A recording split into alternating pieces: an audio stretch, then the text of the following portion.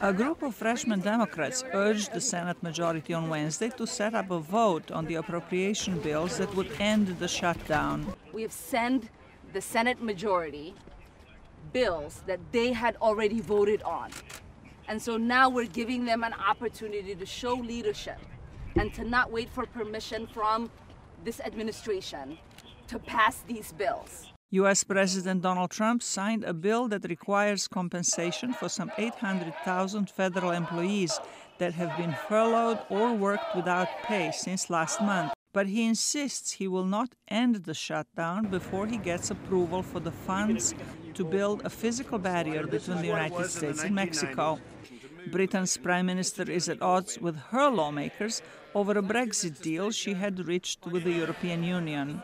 The crises in two major Western democracies are caused by populist projects, says political scientist Klaus Lares. Brexit happened in the middle of 2016. Trump was elected a few months later. And there is a clear connection because 2016 was really the beginning of the rise of populism, and also the two camps cooperated. Lares points out that Trump and Brexit leader Nigel Farage openly supported each other. He says Trump's wall and Britain's departure from the European Union are projects designed to placate fears of global economy and migration. It is fear about economic decline.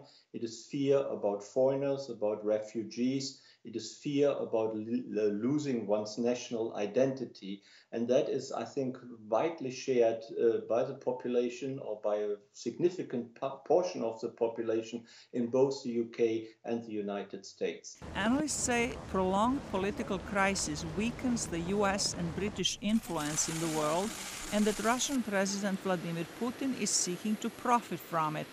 I do not think that Putin benefits in any direct way. But anything which undermines the coherence of a strong Western government, be it Britain, be it the United States, or be it any other Western government, that is, of course, not good for the friends of the United States and the friends of Britain. Lares says the U.S. shutdown will end at the latest when it starts to hurt the U.S. economy. In Britain, he says, the crisis may lead to another referendum in which the voters will be much better informed of the consequences of leaving the European Union than they were in 2016. Zlatica, Hoke, VOA News, Washington.